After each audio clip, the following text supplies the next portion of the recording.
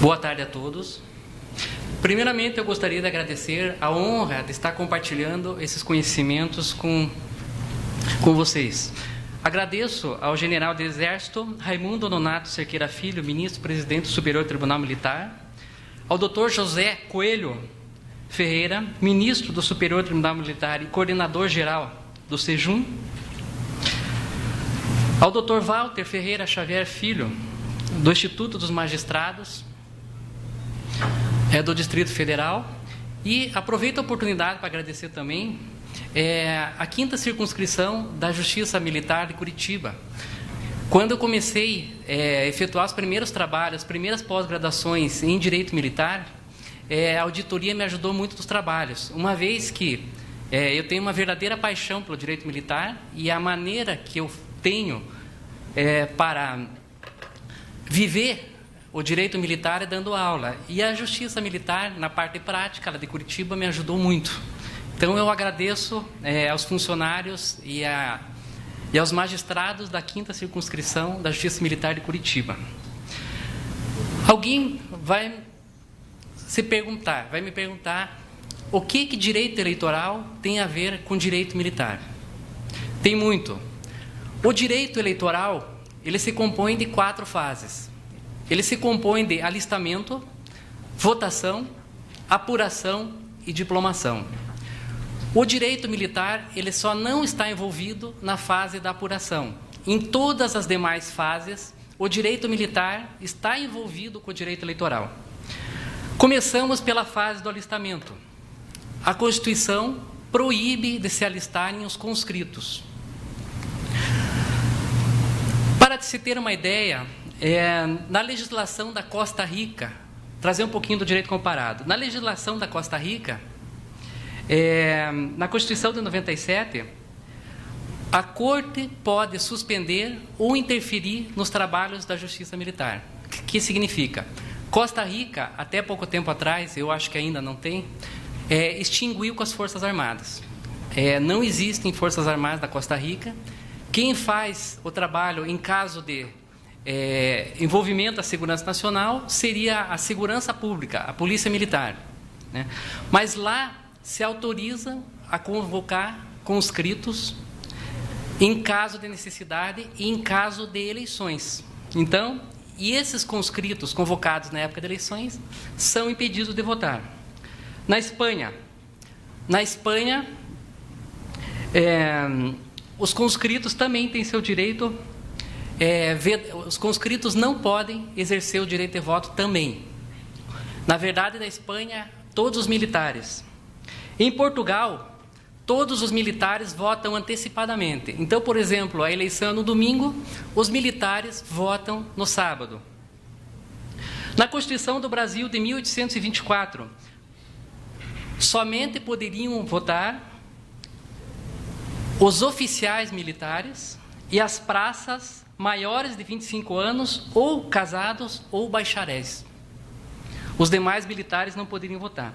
Na Constituição de 1891, as praças de pré, exceto os alunos das escolas militares de ensino superior, não poderiam votar. Na Constituição de 34, as praças de pré, salvo os sargentos do Exército e da Armada e das Forças Auxiliares do Exército, e os alunos das escolas militares também não poderiam votar. Na Constituição de 37, nenhum militar poderia votar, mas, por incrível que pareça, poderiam ser votados. Em 1937 é um caso incrível. Os militares eram proibidos de votar, mas poderiam ser eleitos. Em 1969, somente as praças, na Constituição de 67, com a emenda de 69, somente as praças poderiam, não poderiam votar. Todas as praças, nenhuma praça poderia votar. E a partir dessa época, essa restrição passou a ser extensivo aos membros das polícias militares. Agora se pergunta, por que o conscrito não pode votar? Qual é a razão que se proíbe que o conscrito não pode votar na Constituição de 88? A Constituição de 88 diz que são inalistáveis os conscritos durante o serviço militar obrigatório. Porque se a Constituição colocasse são impedidos de se alistarem somente os conscritos. Conscritos são aqueles que estão na classe de seleção, são aqueles que estão na classe no ano que completar 18 anos. Então, a Constituição ela teve que acrescentar enquanto durar o serviço militar obrigatório. Então, tem que ser conscrito enquanto durar o serviço militar obrigatório. E isso atinge também aqueles membros das Forças Armadas que estão com a incorporação adiado. Aqueles casos de pessoas, profissionais de saúde, que cumprem o serviço militar posterior. Esses militares também eles estão com o direito político suspenso. E qual é a razão para isso? Eu fiz uma pesquisa profunda, eu pesquisei desde a primeira Constituição, eu procurei os relatórios das Constituições e não achei uma justificativa concreta. Eu achei por dedução, eu achei por uma pesquisa sistemática que o primeiro motivo, que as praças devem estar de prontidão no dia da eleição para garantir as eleições. Esse é o primeiro motivo. O segundo motivo, que eu acho um pouquinho... não concordo com esse motivo, determina que, para evitar que os comandantes determinassem que toda a tropa votasse em determinado candidato, seria uma proteção. Eu acho esse argumento muito fraco, porque pela estrutura da justiça militar, com todo regulamento do militar, com todo processo penal militar, com coação, com questão de coação, isso não é aplicável às Forças Armadas. E mesmo na época da Constituição do Império, não se registrou nenhum caso que isso fosse justificável ou verificável.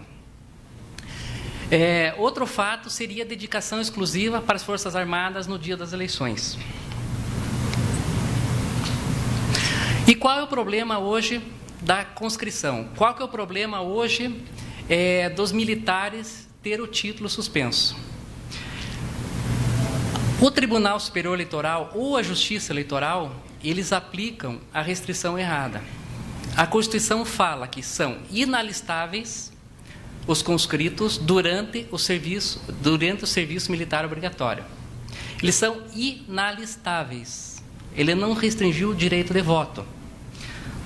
Desta forma, temos duas situações. Temos aquele conscrito que se alistou no ano que completar 18 anos, se alistou e foi incorporado. Ele já se alistou. E tem aquele que não se alistou e foi incorporado às Forças Armadas, né? Aquele que não se alistou na Justiça Eleitoral, né? Ele não pode se alistar enquanto estiver cumprindo o serviço militar. Agora, aquele que se alistou, a Constituição não diz que o título dele deve ser suspenso. No artigo 15 da Constituição fala: é vedada a cassação dos direitos políticos cuja perda e suspensão só se dará nos seguintes casos: cancelamento da naturalização em sentença transitada e julgado, condenação criminal, improbidade administrativa, descumprimento da prestação alternativa ao serviço militar, que não é o caso. Então, não é um caso de suspensão dos direitos políticos. Então, aquele, pela Constituição, aquele que já está listado no dia das eleições, ele, na verdade, ele não perde o direito de voto. Agora, ele é elegível? Não. Ele é inelegível. Ele é inelegível porque existe um dispositivo na Constituição que diz são inelegíveis os inalistáveis, né? Então, são inalistáveis, são inelegíveis. Então, a sanção, não é verdade, não é uma sanção, é uma restrição que a Justiça Eleitoral devia aplicar para aqueles que já têm o título de eleitor e são incorporados às Forças Armadas, seria a inelegibilidade. Ele não poderia ser impedido de votar. Mas e a prontidão no dia das eleições? Existe um dispositivo no Código Eleitoral que justifica a ausência aos militares em geral, seja da Polícia Militar, seja pelo Serviço Militar. Outra questão relativa aos conscritos. Quando que ele fica impedido de votar ou não? O termo inicial dos conscritos, o termo inicial da suspensão dos direitos políticos, que é aplicado hoje, errado, mas é aplicado, seria o momento da incorporação. a partir da data da incorporação, ele fica com os direitos políticos restritos ou suspensos e termina com o licenciamento, comumente conhecido como a baixa, né? E o que acontece muito na prática? Eu, por muito tempo, no Tribunal Regional Eleitoral do Paraná, eu trabalhei com essa questão de direitos políticos. E a dificuldade que mais eu tinha em relação aos conscritos, que o que acontecia? Eles colocavam no documento para aqueles recrutas que estivessem sendo incorporados, apresentar a documentação. E dentro da documentação, o título do eleitor para suspender. Até aí tudo bem. O que acontecia? Aqueles que não tinham o título ainda, apresentavam-se para a incorporação, né? E era retido o CAM, certificado de alistamento militar, e não foi dado outro documento para ele. E o próprio comando mandava ele para o tribunal fazer o título de eleitor. Então, no tribunal eleitoral se exigia a quitação com o serviço militar, e ao mesmo tempo eles mandavam ou o futuro conscrito sem documentos, ou com um CAN dizendo que ele é conscrito. E daí ficava, você mandava o soldado para o quartel mandava de volta, né? Então, nesse caso, se o eleitor, o conscrito, ele não é eleitor, não se pede essa documentação. Ele está com direitos políticos suspensos. Então, é essa que é a dificuldade. Outra coisa, engajados e reengajados. Eles não têm suspensão dos direitos políticos. Por quê? Engajado não é obrigatório. Reengajado não é obrigatório. Não faz parte do serviço militar obrigatório. O Tribunal Superior Eleitoral decidiu que, na resolução 21.538, que qualquer conscrito ficará impedido de votar. Mas, na verdade, se ele já tem o título de eleitor, ele é apenas inelegível, né? E se ele não tem o título de eleitor, ele é inalistável e inelegível. Passando à fase do alistamento, nós temos a fase do registro da candidatura. Na Constituição Portuguesa, o artigo 270 autoriza a lei ordinária a restringir os direitos políticos de qualquer militar. Se a lei infraconstitucional decidir que nenhum militar pode ser candidato, como acontece hoje, eles podem votar, mas não podem ser votados, né? Ele não poderá exercer qualquer direito político. Na Espanha, os militares, os profissionais da segurança pública também não podem se candidatar. Eu já estou falando do oficial de carreira, da praça de carreira. Na Alemanha, poderá ser restringido por lei, mas não é, né? E na Costa Rica, também, quando há forças armadas, os militares em serviços, eles não podem se candidatar.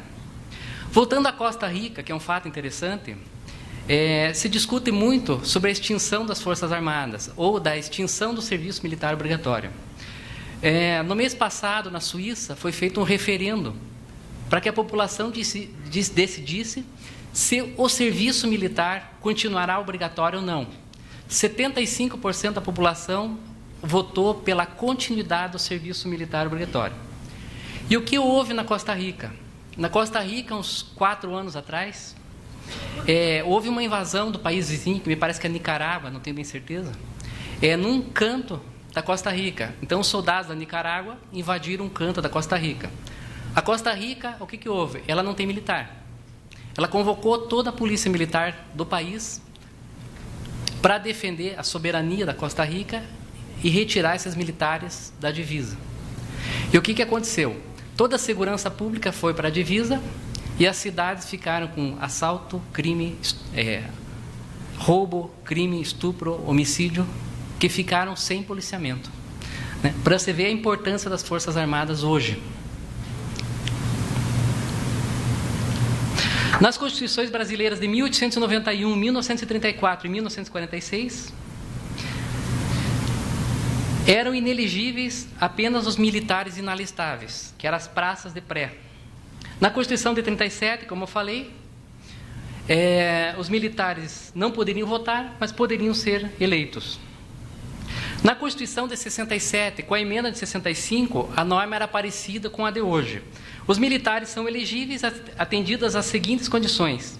O militar que tiver menos de 5 anos, ao se candidatar, será excluído do serviço ativo. E o militar que completar mais de 5 anos de serviço será agregado para tratar de assunto de interesse particular. Esse trecho, para assunto de interesse particular, desapareceu da Constituição de 88. E estes 5 anos de carreira foi alterado para 10. Dentro da Constituição de 88, então, os militares com menos de 10 anos de carreira têm que ser excluídos do serviço ativo, né? Eu fui perquirir porque esse prazo alterou de 5 para 10 anos. No Estatuto dos Militares ainda conta como 5 anos. Eu cheguei à conclusão que eles tentaram coincidir, o Constituinte tentou coincidir o tempo de estabilidade das praças, aquele tempo de 10 anos. Então, eu acredito que ele tenha tentado conciliar essa regra com a estabilidade das praças, né? E uma dúvida fica aqui. Essa restrição aos direitos dos militares de se candidatar, ela é uma restrição política ou uma restrição disciplinar administrativa? Julgados tanto da Justiça Comum, quanto da Justiça Eleitoral, quanto da Justiça Militar, eles levam que é uma proteção ao serviço militar. Então, por exemplo, o militar ele tem que se afastar da ativa para poder se candidatar. A partir do momento que ele se afasta da ativa, ele pode se candidatar. Agora, digamos que um determinado militar, ele não se afastou da ativa e se candidatou. Qual é a sanção? É a sanção política ou a sanção administrativa? Ele sofre a sanção nas Forças Armadas ou ele é inelegível? Ou as duas coisas? Tem decidido a jurisprudência que é uma sanção meramente administrativa. Isso não implica na inelegibilidade do candidato. Então, ele sofre uma sanção dentro das Forças Armadas, dentro da Polícia Militar. Se alguém for do Rio Grande do Sul, da Brigada Militar, né, ele sofre essa sanção dentro do serviço militar, não gerando a inelegibilidade. Então, pela Constituição de hoje, pelo artigo 14, o militar é elegível. Se contar com menos de 10 anos, deverá afastar-se da atividade. Então, esses militares com menos de 10 anos de serviço, você discute, o que é afastar da atividade? É licença? Não. A jurisprudência tem decidido que o militar, seja praça ou seja oficial, que tiver menos de 10 anos de serviço, ele deverá ser excluído. Na verdade, ele tem que ser licenciado, demitido ou licenciado ex officio. Ele tem que deixar definitivamente as Forças Armadas. Ele tem que escolher, vai seguir a carreira política definitiva ou não. Então, esse afastamento é definitivo. Aos militares acima de 10 anos de serviço,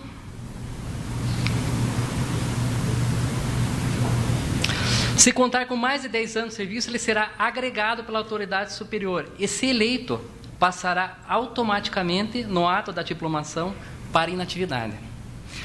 Nesta regra, existe uma incongruência. Então, as fases do processo eleitoral: alistamento, registro da candidatura, votação, apuração, diplomação. O que é a diplomação?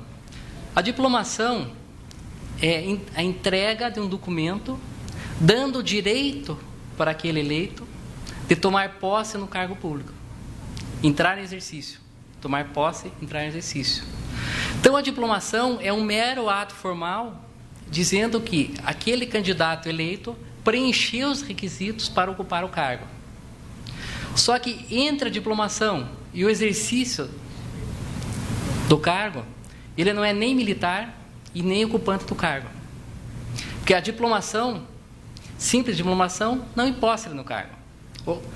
A diplomação normalmente se dá em 18 ou 19 de dezembro, nessa época. Então, dessa data até 1º de janeiro, que é a data da posse do Poder Executivo, né? Essa data, ele não é nem militar, nem ocupante de cargo público. Então, muito se discutiu na jurisprudência se ele deve receber pela reserva remunerada por esse período, né? A jurisprudência tem entendido que ele deve receber como se estivesse na posse do cargo público. Isso porque os direitos políticos são direito de primeira geração. Então, você não pode vedar nesses 10 dias, 15 dias, ele de receber essa remuneração pelo exercício do cargo público. Nesse período, ele vai receber, mas existe outra dificuldade. E se ele morre antes da posse? Então, é diplomado, tem o direito de ocupar o cargo. Aconteceu com o presidente Sarney, né? Com a posse do presidente Sarney e a morte de Tancredo Neves, né? Na verdade, ele vai receber pela reserva remunerada sem nunca ter ocupado o cargo público. Mas o direito dele está dentro da Constituição, a partir da diplomação.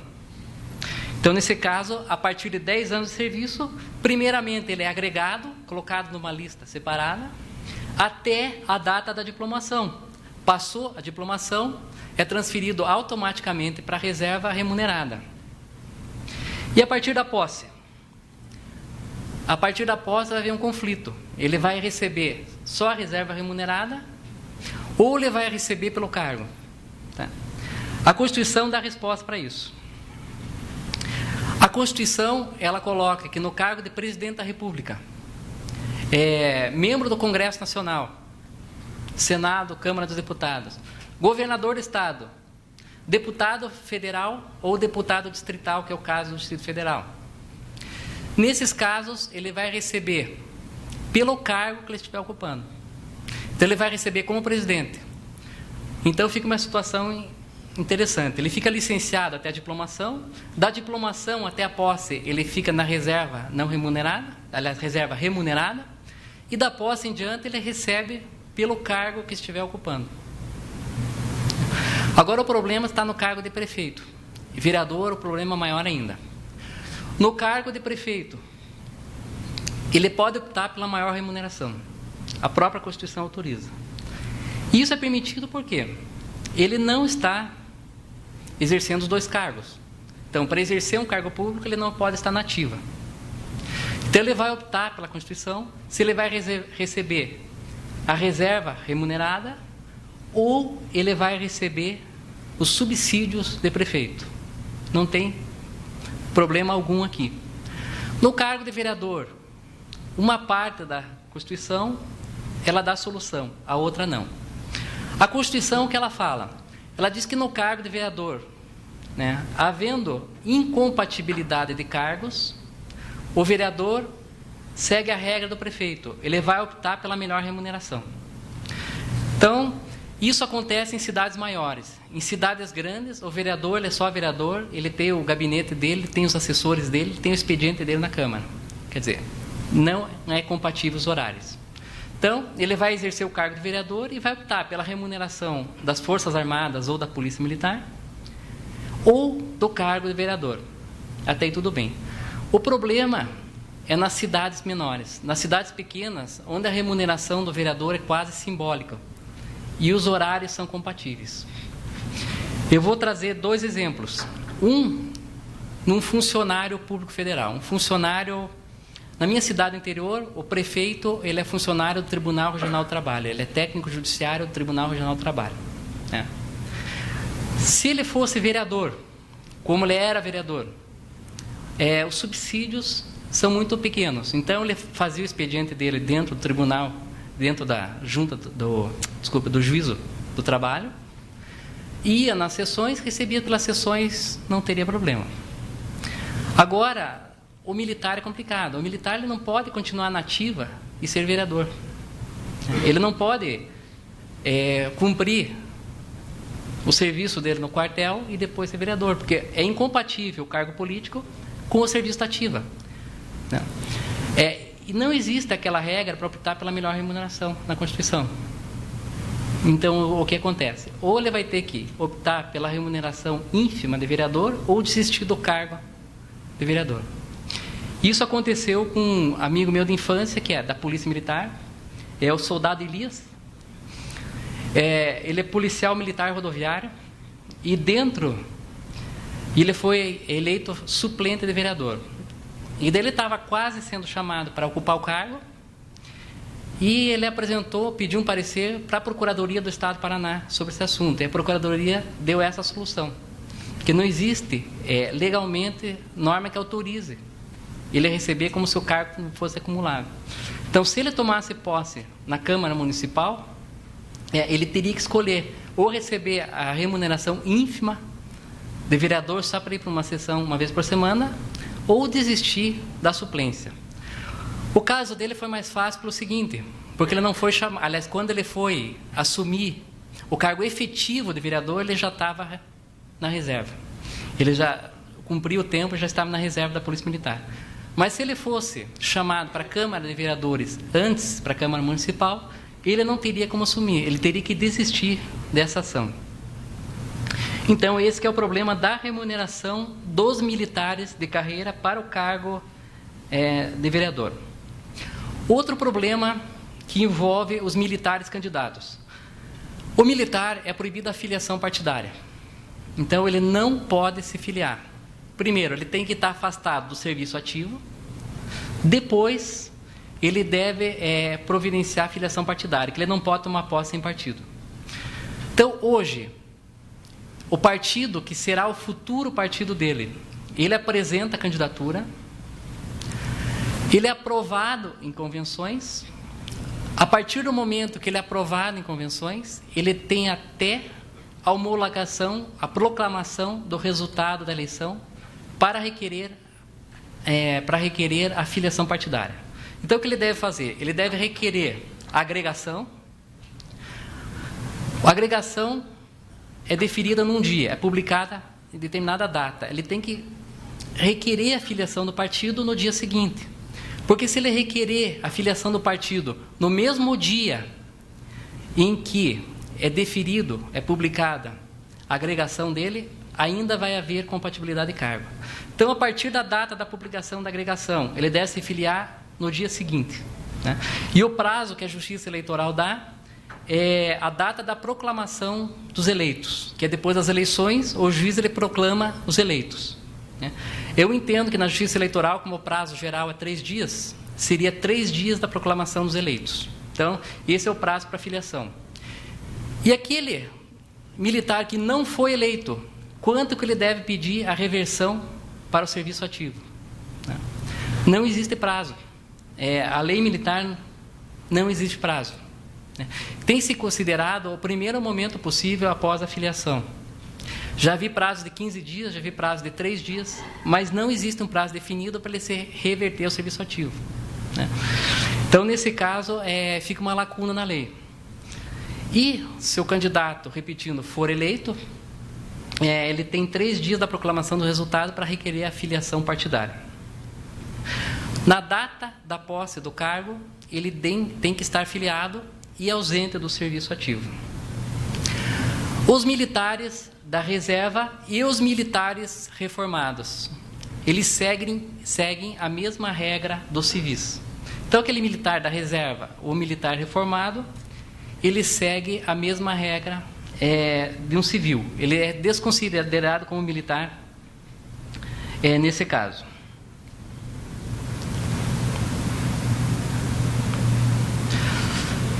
Falei primeiramente do alistamento, falei da registro de candidatura, agora eu vou falar um pouquinho da inelegibilidade em relação à suspensão dos direitos políticos dos militares que cometeram crimes militares, ou até comuns. Então, como funciona na Justiça Eleitoral? Na Justiça Eleitoral, quem é condenado por qualquer crime, entenda a jurisprudência que atinge também a absolvição imprópria, aplicação de medida de segurança. Então, a partir do momento que alguém é condenado, ela fica com os direitos políticos suspensos, de acordo com o artigo 15, inciso 3. Então, enquanto ela estiver cumprindo a pena, ela não pode votar e não pode ser votada. Então, aqui faz uma diferença. Existe a perda e a suspensão dos direitos políticos. A perda dos direitos políticos, quem incide nessa hipótese, perde o direito material.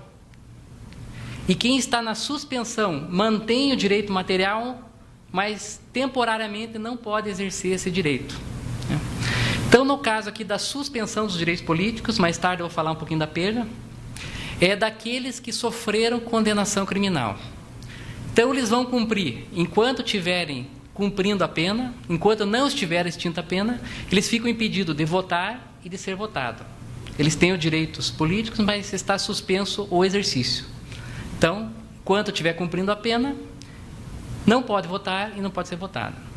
Agora, a Lei Complementar 64 de 90, a Lei das Inelegibilidades, ela estabeleceu que alguns crimes, quando cometidos após a suspensão dos direitos políticos ou julgamento do órgão colegiado, esse condenado ele fica 8 anos inelegível a partir do próximo mandato.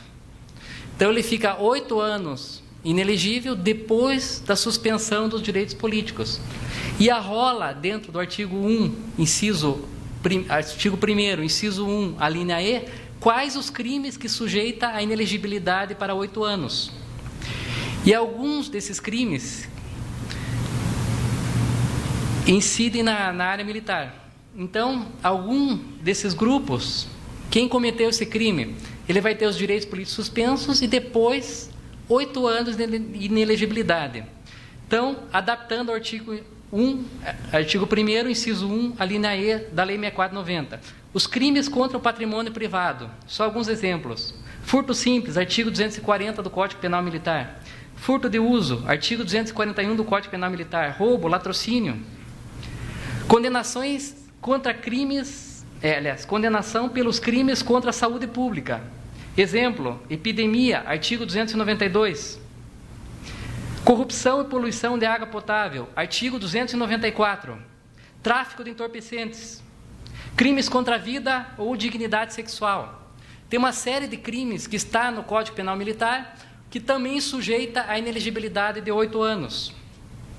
Então, se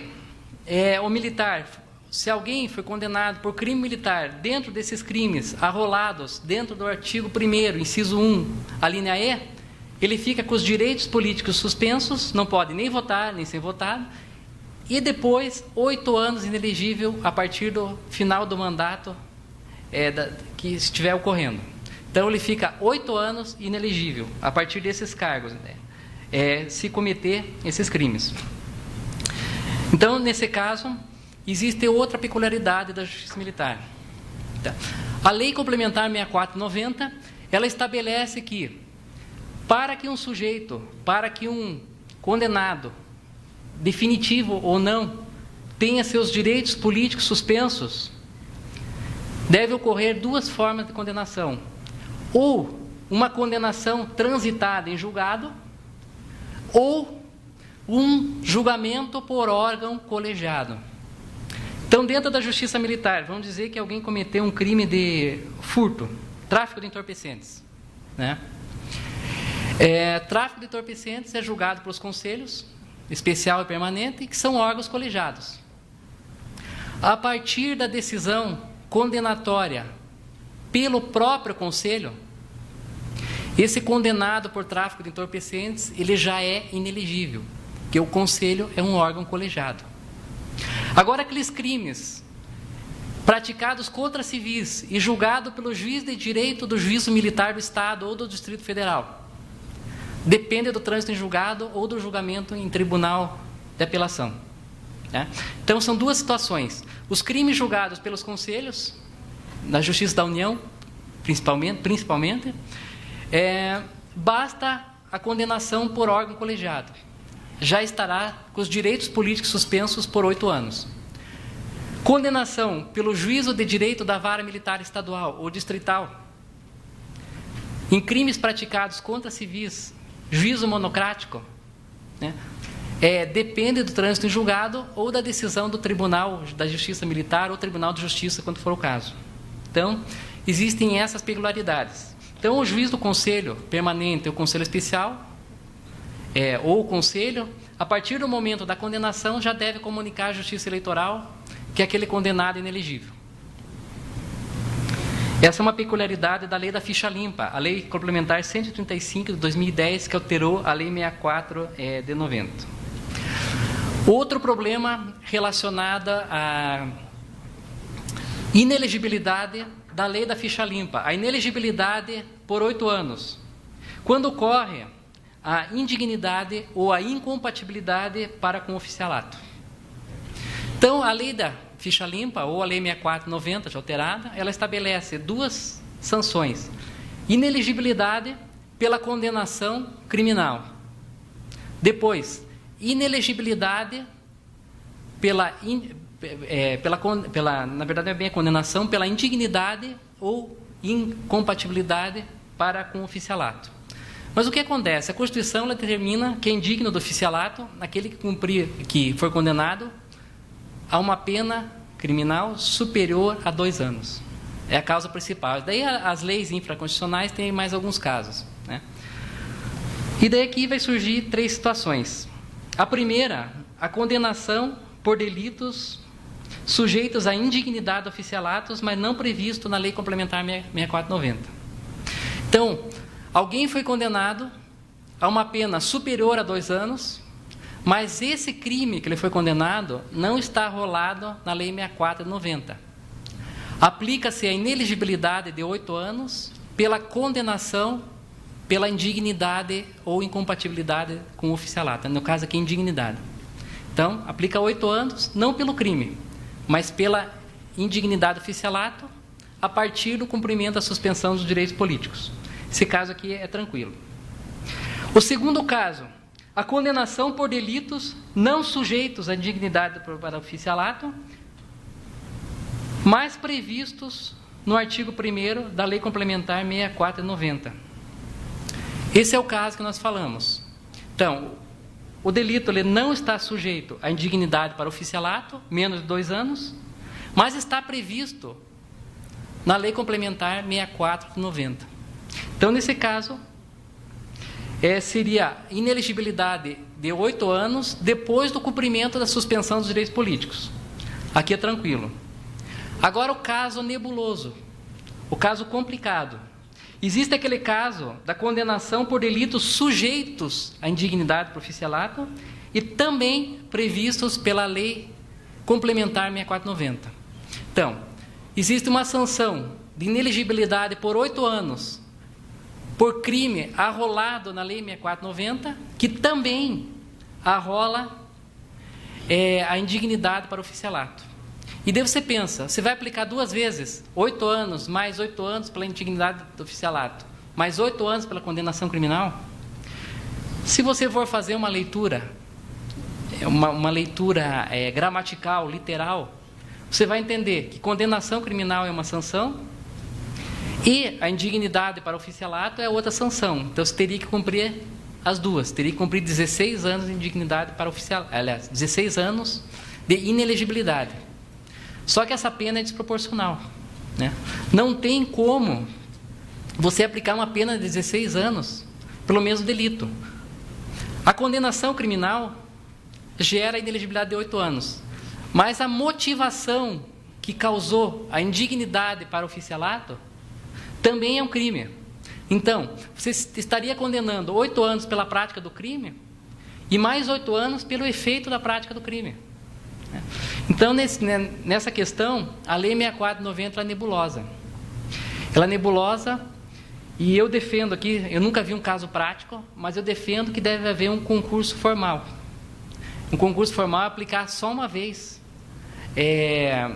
para evitar o bis in idem, aplicar só uma vez a inelegibilidade por 8 anos. Né? Esse é um daqueles típicos casos que eu vejo muito em direito militar, que o que acontece com o constituinte e com o legislador infraconstitucional. Normalmente, um faz um capítulo, um parlamentar faz um capítulo e o outro faz outro. E não conversam entre si sobre essa questão militar. Né? Aconteceu isso com competência do Tribunal do Júri para crimes contra a vida praticados contra civis. Eles alteraram a legislação estadual e esqueceram da federal. Né? É a reforma do Código Penal de 84. Né? Então, geralmente, quem faz a redação de um dispositivo, de um capítulo, não conversa com aquele que está fazendo a redação de outro capítulo. E aqui é um caso típico, né? Ele copiou de legislações anteriores indignidade para oficialato, que a lei das inelegibilidades era diferente, e foi repetindo aquele artigo. Ele foi repetindo, foi transmitindo aquele artigo, e esqueceu que a causa da indignidade é a própria condenação. Então, aqui é uma lacuna, e, num caso concreto, acho que para evitar o bis in idem, teria que se aplicar só 8 anos de inelegibilidade. Daí, aquele caso da indignidade para oficialato aplica quando é o caso só de indignidade para oficialato, em outros casos arrolado na lei infraconstitucional. Adentrando as campanhas eleitorais. Então, eu falei que o militar é elegível, o militar pode concorrer naquelas condições: afastado do serviço ativo, filiação partidária após o afastamento do serviço ativo. Então, legalizada o registro da candidatura do militar, é necessário estudar a campanha. O que o militar pode se manifestar? Existe uma lei chamada número 7.524 de 86, daquelas leis que estão esquecidas, mas estão vigentes, aquelas que estão guardadas na gaveta, que ela diz que o militar não comete transgressão disciplinar no meio civil em atividade político-partidária, podendo até externar o pensamento ou conceito ideológico, filosófico ou relativo à matéria de interesse público ou manifestações sobre assuntos. Ele fala ou críticas. Daí ele faz uma ressalva: exceto se tratar de natureza militar sigilosa. Então, o militar, ele pode fazer campanha, ele pode fazer sua manifestação, e ele só não pode se manifestar em assunto de natureza sigilosa e, pelo Estatuto dos Militares, não poderá usar uniformes militares. Então, as restrições da campanha dos militares: natureza sigilosa, ele não pode se manifestar. Eu acho interessante que ele coloca críticas aqui, né? Natureza militar e vedações quanto ao uso de uniformes militares. Vocês lembram que eu falei para vocês do caso do meu amigo vereador que não tomou posse? O soldado Elias. Ele estava em dúvida, quando ele foi concorrer na campanha, se ele podia usar a palavra soldado, se ele podia usar o posto ou a graduação, né? Eu não achei nenhuma vedação para que ele colocasse na urna ou na propaganda eleitoral dele, soldado Elias. Mas como ele era da Polícia Militar Rodoviária, era muito conhecido, eu sugeri que ele colocasse como patrulheiro Elias. Foi o que ele fez. Ele concorreu como patrulheiro Elias para evitar problemas com a Polícia Militar, né? Então, patrulheiro Elias. Hoje, ele é vereador hoje, muitos anos depois, só que ele concorreu como soldado Elias, porque ele já estava na reserva. Mas na época ele colocou como patrulheiro Elias para evitar qualquer problema, apesar de que não há norma que vede o uso de posto ou graduação. Outro caso relacionado ao alistamento, ao serviço militar obrigatório. Saindo um pouquinho da campanha, né? É o caso daqueles objetores de consciência. É o caso daqueles que se recusam ao serviço militar por convicção religiosa, filosófica ou política. Esse foi o tema da minha dissertação de mestrado, né? Principalmente os seguidores da Testemunha de Jeová, eles têm aquele direito à objeção de consciência. A Constituição, num dos incisos do artigo 5º, ela estabelece que ninguém é obrigado a cumprir certa determinação que ofenda a sua moral religiosa, política ou filosófica, né? Mas obriga esse objetor a cumprir uma prestação alternativa se for dada. Então, alguém de alguma religião que não possa, que é vedado o cumprimento do serviço das Forças Armadas, ela comparece à junta militar e alega objeção de consciência. A junta militar ela pode aplicar uma prestação alternativa. O problema dessa prestação alternativa, essa prestação alternativa, ela está mal regulamentada na lei. Ela fala que o objetor de consciência ele vai prestar serviços na atividade e meio das Forças Armadas ou em ministérios conveniados. Atividade e meio das Forças Armadas não deixa de ser Forças Armadas. Não deve ter, lá na frente tem o escopo militar. Atividade em ministérios conveniados não existe. Eu fui procurar nos projetos de lei se alguém está pensando sobre essa prestação alternativa. Eu fiquei horrorizado com o que eu vi. Estabelecia que aqueles objetores de consciência deverão prestar serviços na segurança pública. É um absurdo. O projeto não passou. Então, projetos desse nível. Então, esses objetores de consciência, eles alegam a aversão ao serviço militar decorrente da religião, da filosofia ou da política. Se não foi dada a prestação alternativa, ele recebe o certificado de dispensa de cumprimento do serviço militar por objeção de consciência. Mas qual é o problema disso? Aquele que não cumpre o serviço militar e aquele que não cumpre também a prestação alternativa, ele perde os direitos políticos, ele perde o direito material. Ele não fica simplesmente suspenso, ele perde os direitos políticos. O serviço militar é obrigado de quando? Do ano que completar 18 anos até o ano que completar 45 anos. Então, aquele objetor que perdeu os direitos políticos é decretado pelo Presidente da República, hoje é pelo Ministro da Justiça, antes era pelo Presidente da República. Ele completa 45 anos. Completou 45 anos, a causa da perda dos direitos políticos desaparece. E como que ele vai readquirir esses direitos políticos? Eu digo readquirir porque ele vai ter novos direitos políticos, ele não vai reabilitar o anterior. Ele tem um processo que leva 1 ano e meio, mais ou menos, para o próprio Ministro da Justiça restabelecer os direitos políticos de acordo com a Lei 818, uma lei antiga. Eu defendi na minha dissertação que essa pena é desproporcional. No caso, teria que aplicar suspensão dos direitos políticos. Você está equiparando esse objetor a alguém que perde a própria nacionalidade e está dando uma restrição, uma sanção maior que aquele condenado criminalmente. Então, é essa defesa que eu fiz.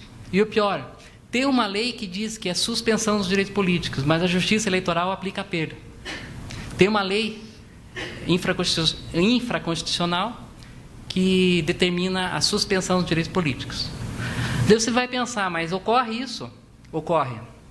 Ocorre pelo seguinte: a junta militar, o sujeito alega a objeção de consciência.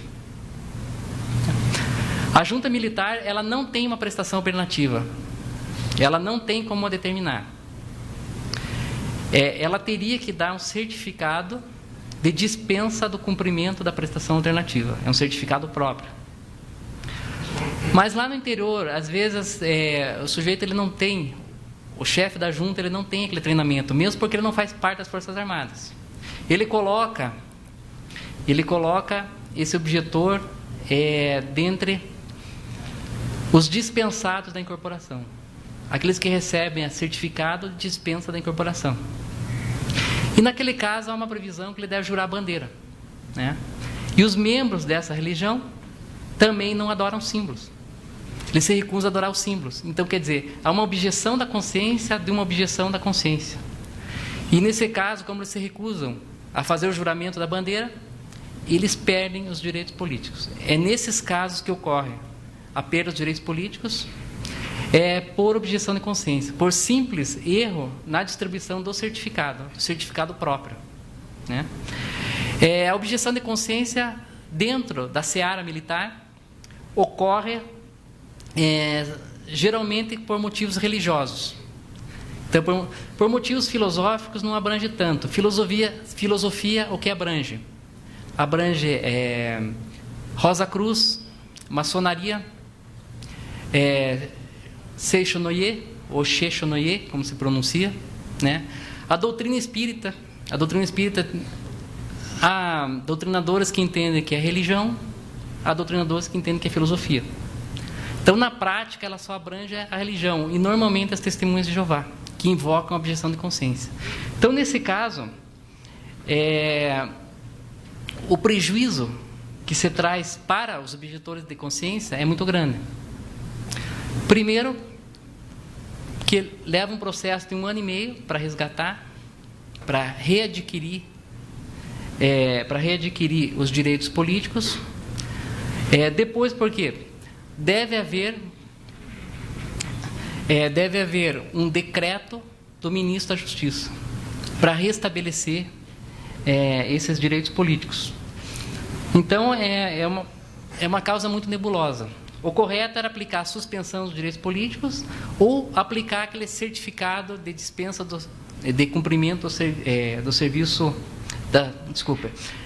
certificado de dispensa do cumprimento da prestação alternativa. Então, é essa que é a solução. Chegamos à eleição. Apuração, não há nada que envolva o direito militar, a não ser para os policiais militares, que devem se manter 100 metros da urna, e as Forças Armadas, se estiverem atuando como segurança pública, que é a maior inversão de valores que existe no Brasil, né? As Forças Armadas não é a função dela prestar segurança pública. É da Polícia Militar, Força Auxiliar do Exército.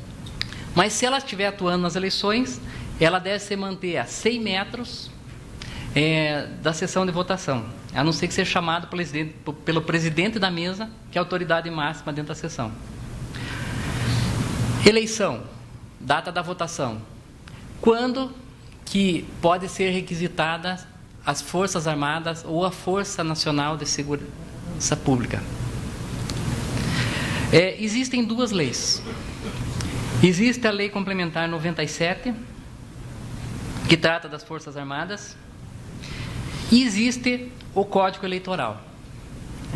Então, a Lei Complementar 97, ela estabelece que, para que a Justiça Eleitoral utilize as Forças Armadas para garantir as eleições, é necessário requisitar para o Supremo Tribunal Federal, o Supremo Tribunal Federal requisitar para o Presidente da República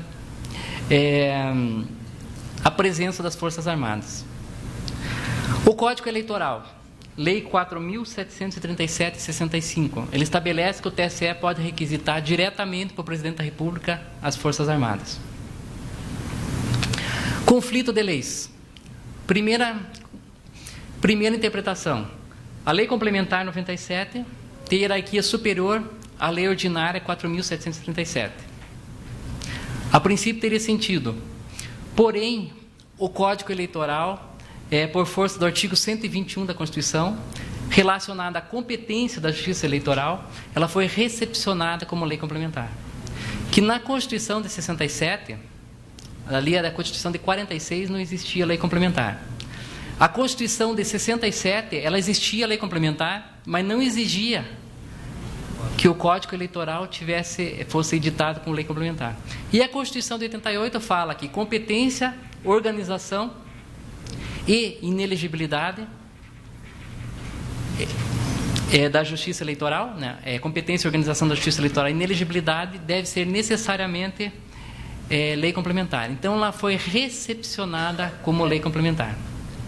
Agora, temos duas leis complementares, Código Eleitoral e Lei Complementar 97. Você vai pensar, aplica-se a 97, que é mais recente, ou o princípio da especialidade? O interesse maior é o militar ou o eleitoral? Então, há esse conflito. Aplica a 97 ou o Código Eleitoral. Tem prevalecido que as eleições, elas são prioritárias em relação à lei militar. Porque uma das funções das Forças Armadas é garantir a realização das eleições. Então, o Tribunal Superior Eleitoral ele tem requisitado diretamente para o Presidente da República as Forças Armadas. Mas basta requisitar? Não. Tem que haver uma declaração do governador do Estado atestando que a segurança pública, o efetivo da segurança pública ou as condições são insuficientes para garantir as eleições. o Tribunal Superior Eleitoral, ele não pode solicitar de ofício, simplesmente solicitar para o Presidente da República a presença das Forças Armadas. Então, nesse caso aqui, o Tribunal Superior Eleitoral, ele deve verificar, deve atender um pedido do governador do Estado para que o governador do Estado ateste que a segurança pública é insuficiente, não tem como atender as eleições, para dentro dessa prioridade requisitar a presença das Forças Armadas. Então, vamos dizer que no município X não tem efetivo, é um município de briga de famílias pelo poder, né? Dentro das brigas de famílias pelo poder, o efetivo de 3 policiais daquela cidade não dá conta de garantir as eleições. O prefeito, o que ele vai fazer? Ele vai solicitar para o governador. O governador vai ou através do juiz eleitoral diretamente. O governador, ele vai requisitar para o Tribunal Regional Eleitoral. O Tribunal Regional Eleitoral para o TSE. E o TSE diretamente para o Presidente da República.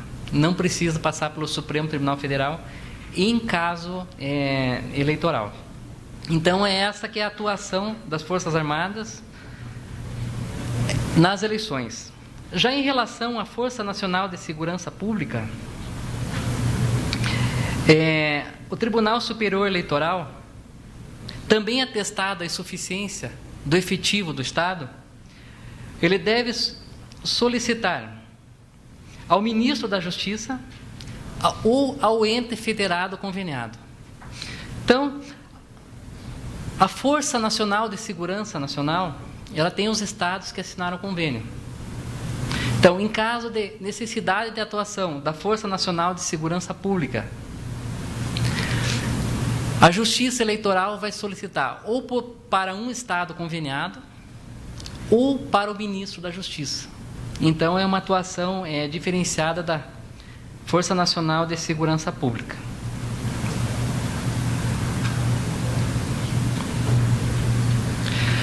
O interessante é que dessa requisição das Forças Armadas, você vê muito pouco a requisição por governador do Estado para o seguinte, que a partir do momento que o governador ele atesta que a segurança pública não está atendendo, não está garantindo a realização das eleições, ele está atestando na cabeça do governador que ele está sendo ineficiente para o Estado. Na verdade, ele está colocando na cabeça do eleitor que ele não está dando conta das eleições. Ele está dizendo que a polícia está mal administrada, a polícia está falida. Então, normalmente, em lugares que necessita a presença das Forças Armadas, não há autorização, não há solicitação do governador para não prejudicar a imagem do próprio governador. Isso é diferente no caso do interior do Amazonas, em lugares mais remotos, que há uma outra justificativa que não é efetivo, é a distância ou outra motivação. Então, raramente se vê a presença das Forças Armadas, não ser naqueles estados de difícil acesso ou naqueles estados da selva amazônica, naquela região. Então, em resumo, eu trouxe o alistamento com os conscritos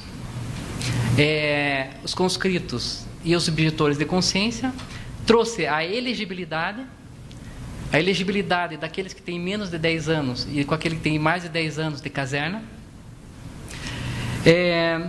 a filiação partidária, aqueles casos de inelegibilidade referente à condenação criminal, que também é nebuloso, e a presença das Forças Armadas nas eleições. Então, agradeço a oportunidade mais uma vez e abro para eventuais questionamentos. Professor, eu quero cumprimentá-lo pela sua rica exposição e fazê-lo mais ainda pela circunstância de tratar de uma matéria tão especial, tão específica, que quase não desperta interesse dos estudiosos do direito, sobretudo nós da Justiça Militar. Professor, eu tenho um hábito de gostar de participar dos debates, das discussões, de trocar ideias. Não sei se isso é benéfico ou não, mas para mim é muito gratificante. Eu não podia perder a oportunidade de fazer talvez 2 indagações ao eminente mestre, ao eminente professor, que se revelou tão espontâneo, tão susceptível de ouvir indagações e aceitar a formulação de perguntas. A primeira é no que diz respeito àquela declaração do governador. Eu digo isso por experiência pessoal e achei curioso essa colocação por parte de Vossa Excelência, porque sinaliza que a Justiça Federal, a Justiça Eleitoral Federal, o Tribunal Regional, que é o Poder Judiciário Federal, fique condicionado à manifestação ao bom humor ou mau humor do governador. E por arrematar, para esclarecer a minha preocupação, porque a minha família faz política em Sergipe, e nós, da oposição, é que tem interesse de pedir às Forças Armadas para dar tranquilidade ao nosso eleitor. Porque a força pública, que é subordinada ao governador, sempre está à disposição do governador. E o governador quase não tem interesse. E quais são os precedentes? É que o Tribunal Regional Eleitoral e o juiz eleitoral da zona, avaliando, toma iniciativa e provoca o Tribunal Superior Eleitoral, e através do Tribunal Superior Eleitoral a gente se sente mais tranquilo, porque viabiliza o nosso propósito de assegurar tranquilidade ao pleito. A outra pergunta é uma pergunta meio...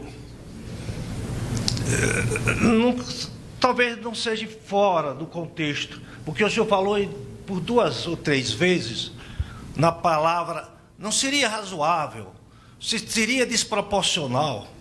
Então, o senhor se revelou um homem que afeita ao direito constitucional. Aliás, o senhor é professor de direito constitucional.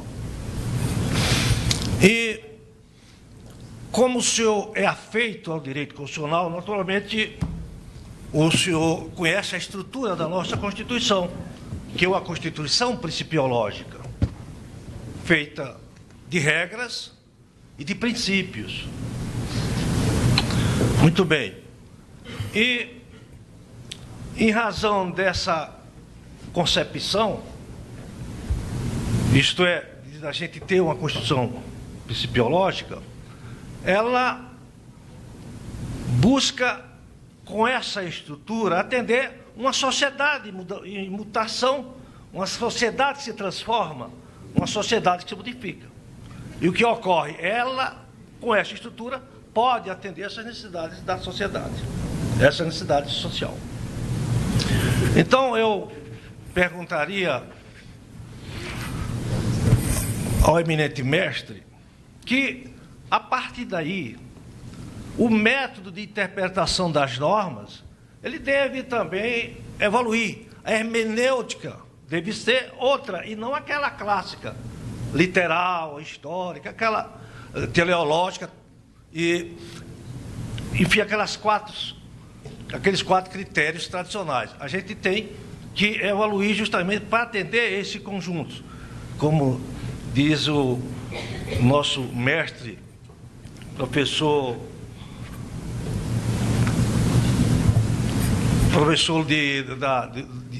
dos Estados Unidos, que faleceu recentemente, o professor Ronaldo, escapou o nome, mas ele morreu a respeito dos padrões vagos. Ronald Ork. Os padrões vagos que hoje insere-se e se descobre e se revela na Constituição. Então, como há pouco nós falamos aqui tanto em deserção, e nós temos um caso, que é o caso de deserção, que leva a uma prisão ex vis legis. sem qualquer motivação, sem qualquer fundamentação. Apenas a circunstância de o desertor ser capturado ou se apresentar, ele vai imediatamente para a prisão. E eu vejo nesse fenômeno um fenômeno que viola os princípios constitucionais. Porquanto existe a prisão só naquelas duas modalidades, a temporária e a preventiva, e a em flagrante, e a pena decorrente da sentença. No caso da prisão em flagrante, como é o caso, aí ela se transforma, o juiz há que justificar a necessidade da prisão preventiva. Transforma a prisão em flagrante em prisão preventiva. E aí tem necessidade de fundamentar e de motivar. E não simplesmente uma prisão ex vis lege, como ocorre. Alguns juízes evoluíram, outros ainda não. Mas é um fenômeno que ocorre na nossa justiça. E eu queria aproveitar as circunstâncias do senhor professor de Direito Constitucional e dar uma opinião sobre essa situação, sobre esse fato, que é um fato verdadeiro e que ocorre na nossa justiça. Eu estou querendo apenas aproveitar a presença do eminente professor e do eminente mestre.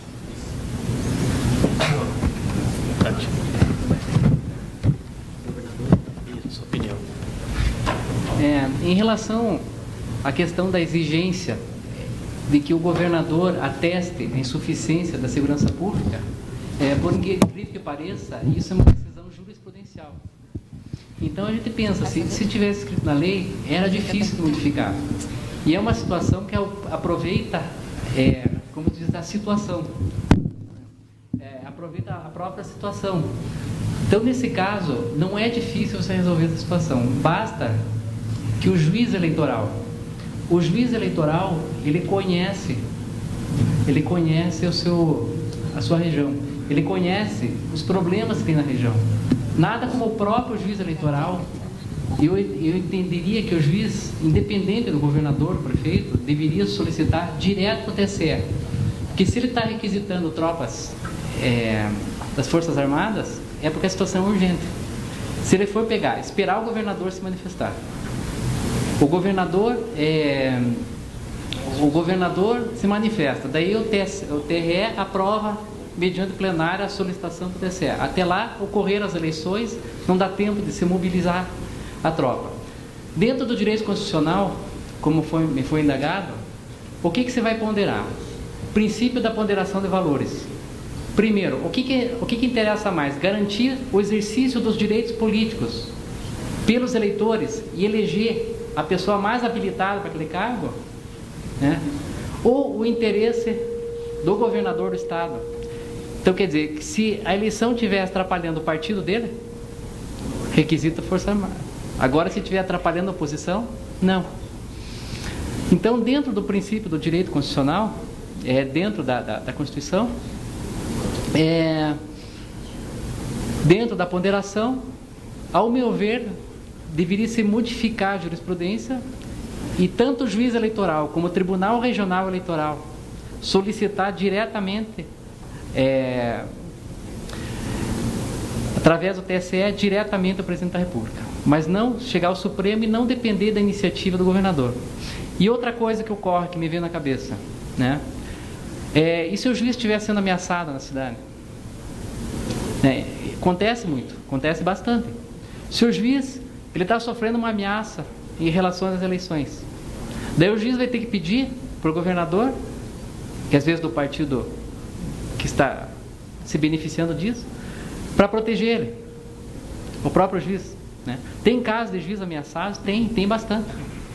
Tá? Então é uma norma que devia ser aplicada diretamente para o TSE, para o presidente da República, e o juiz eleitoral e o TRE, o juiz eleitoral pular o TRE e diretamente para o Tribunal Superior Eleitoral.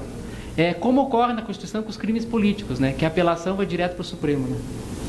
Então, o juiz federal, crime político, crime eleitoral não é crime político, mas nos crimes da Lei de Segurança Nacional vai direto para o presidente da República, né? Foi falado também sobre a eficiência da justiça eleitoral, né? Eu sempre fui indagado, tive que pesquisar, não achei a resposta. fugindo um pouquinho do nosso tema, eles perguntavam para mim, mas se a urna eletrônica é eficiente, é segura, por que nenhum país usa? Por que a Europa não usa? E eu pesquisei, até que eu fui para a Alemanha. Eu tenho ido para a Alemanha, daí conheci um professor polonês que dá aula na Universidade de Osnabrück e na Suíça. E que conhece, que é dessa área minha, ele lida com direito militar e direito eleitoral, né? E esse professor, mais com eleitoral, né? Eu perguntei para ele, você conhece o sistema brasileiro? Ele disse, eu conheço. Eu conheço a urna eletrônica, o TSE abriu uma vez para todo mundo conhecer, para hacker testar, né? E eu tive a oportunidade de conhecer. E o que você acha? É segura? Ele disse, extremamente segura. A urna eletrônica é eficiente, segura, à prova de fraude. E eu disse, por que a Europa não usa? Ele disse, porque nós não precisamos. Eu disse, por que vocês não precisam? Né? Porque a urna eletrônica é um meio de proteger contra a corrupção. Nós não temos corrupção. E o voto facultativo. Né? E o voto facultativo. Então, dentro disso, ele já me explicou alguma coisa. E daí eu disse assim, daí eu expliquei do cadastramento biométrico. Cadastramento biométrico, ele não sabia que estava vendo. Daí eu expliquei para ele como é que era feito. Daí ele disse assim, também não precisamos. Ele dá aula na Suíça, né? Na Suíça o voto é levantando a mão. Eu assisti uma eleição na Suíça, em cidades pequenas, apresenta sorteados os candidatos fazem um comício, dentro desse comício, com as suas propostas, se pergunta à população, quem vota no primeiro, levanta a mão, quem vota no segundo, levanta a mão. Daí se tiver empate, ou não der para identificar quem ganhou, faz o voto papel. Daí no voto papel, ele diz assim, e apresenta a identidade, não apresenta a identidade, que se você está dizendo que é o Rogério, você é o Rogério. Né? Então, eu achei interessante essa visão. Eles não precisam identificar o eleitor, porque o eleitor vai, como é facultativo, ele vai votar pelo interesse em votar. Né? Daí eu fiz outra pergunta para ele. Mas não ajuda a apuração? Que a apuração é rápida, né? Não ajuda a apuração? Ele disse, olha, aqui a gente confia nos mesários. Os mesários fazem a contagem e mandam só o resultado via sistema para a gente. Entendeu? E daí outra pergunta que eu fiz para ele, né? Isso na Europa. Ele conhece o sistema eleitoral no mundo todo. Daí eu perguntei para ele assim, mas e nos países sul-americanos? Não falei qual, para evitar e não vou falar, né? E nos países sul-americanos, por que eles não usam? Teve um país que usou e na metade da eleição cancelou e voltou a urna de papel. Ele disse, olha, nos países sul-americanos e alguns países do leste europeu não se usa a urna eletrônica simplesmente porque evita a corrupção. Quer dizer, na Europa, a urna eletrônica não precisava porque não tinha corrupção. E nesses países é porque impede a corrupção. Então, quer dizer, a urna eletrônica ela é boa, ela é eficiente, mas é uma coisa do Brasil, né? Brasil. A Suíça, o sistema eleitoral é bem interessante, né? Eu até falei na minha palestra que eles fizeram um referendo agora em setembro para ver se acabavam com o serviço militar obrigatório, não. Lá toda hora tem referendo para tudo, né? Sistema de saúde.